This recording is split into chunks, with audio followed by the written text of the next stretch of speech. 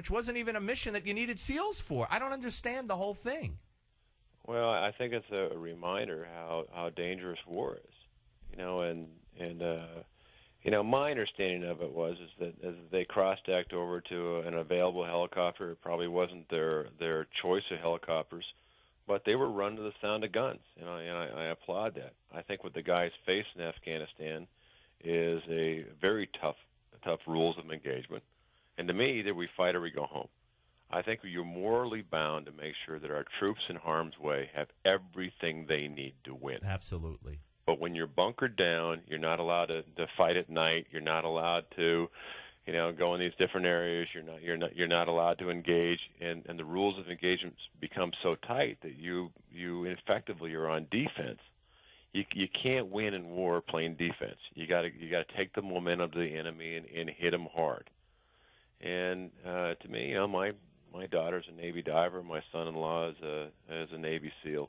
I don't want to see our kids go forward and fight a war without having everything they need to win. And I can tell you, from my perspective, is the last two wars were fought about oil. And if the United States would not have an insatiable appetite for foreign oil, and we could concentrate on energy independence, which I believe we can gain in 5 years, the geopolitical landscape changes. But Ryan, we haven't gotten a drop of oil from Iraq, have we? Well, but it's global. We still import. Yeah, of course we import, but why would we go to war in Iraq over oil if we didn't get any oil from them? Well, I think the last two wars were about oil. It's about our seemingly insatiable appetite for foreign sources, and this war on fossil fuels domestically, I think, is nothing short of insane.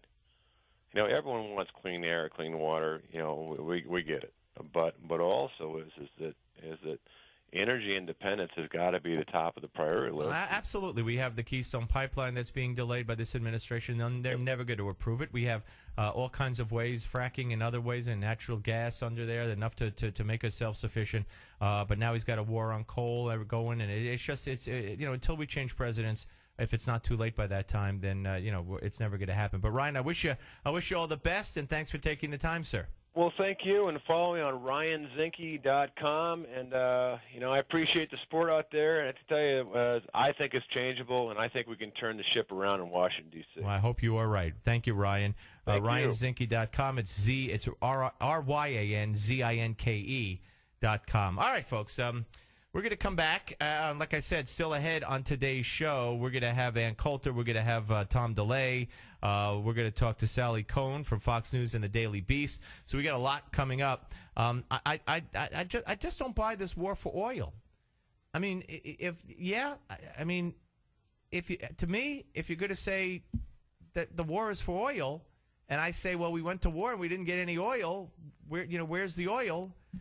And you say, yeah, well, we have a foreign dependency. Yeah, but not in Iraq. Why'd we go to war in Iraq for oil? Don't tell me we're in Afghanistan for oil. I mean, if you're going to make that accusation, then back it up. But, shouldn't we have insisted at least that Iraq pay for our monetary costs for the war after the fact in oil? Never happened. So, this war for oil, I just don't understand that claim, which is usually made by those on the left. Anyway, 877 Newsmax, if you want to weigh in, 877 Newsmax right here on the Steve Malzberg Show, Newsmax TV.